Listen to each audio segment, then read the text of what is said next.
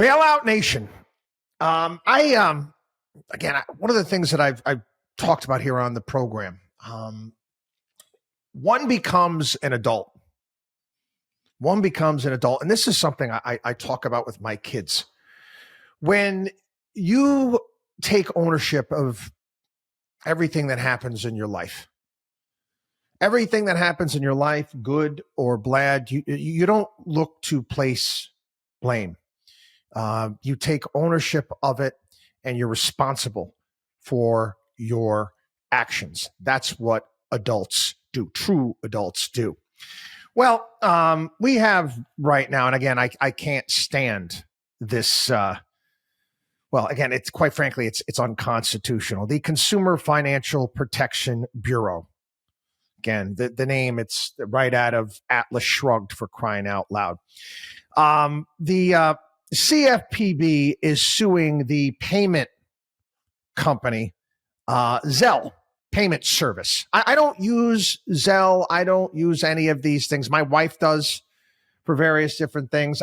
Quite frankly, I don't even know how the accounting works for this. And again, I work under the guise of another, very powerful bureaucratic agency called the Securities and Exchange Commission.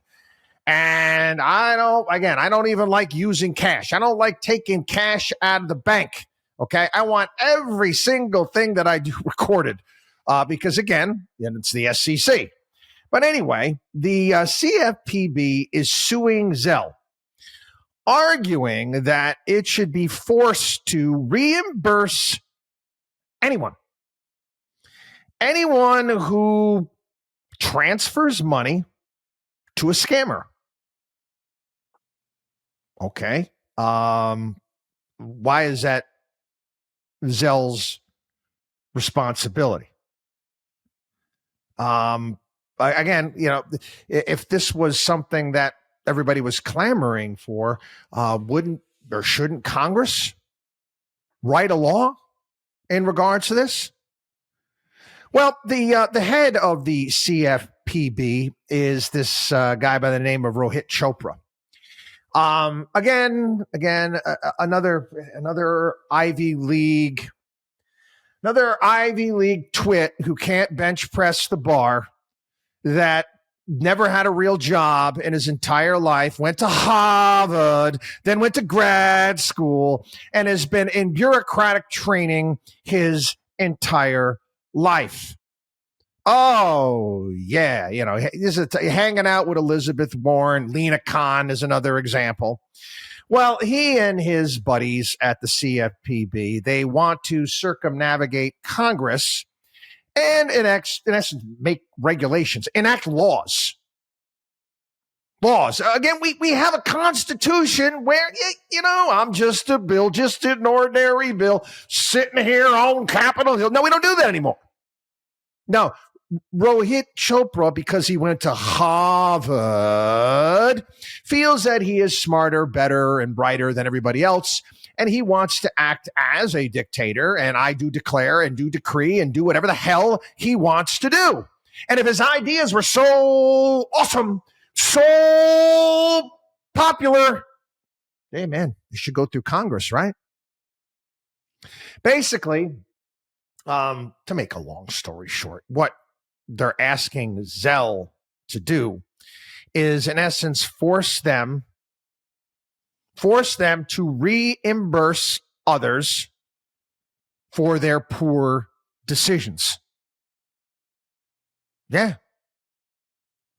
If you get ripped off, if you're not paying attention to what you're supposed to be doing with your money, and you decide to buy some sort of Hawk Tuah coin with your Zelle account and transfer money, whatever the hell you decide to do, again, not too smart, and you lose money, well, then Zelle has to reimburse you?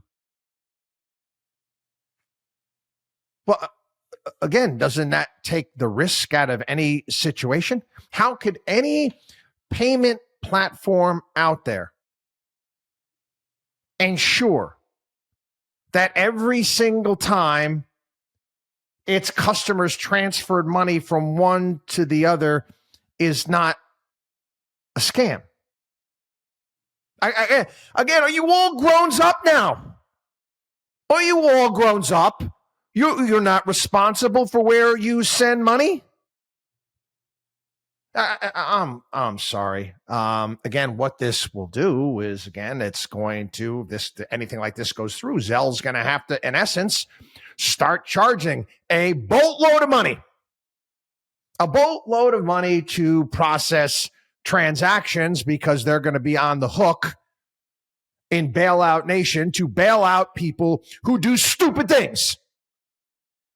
But that nice young man, I'm sorry, people, at some point in time, you have to be personally responsible for your choices. And if you decide to do some, how shall I put it, really dumb shit with your money, why should we collectively all be responsible? WatchDog on WallStreet.com.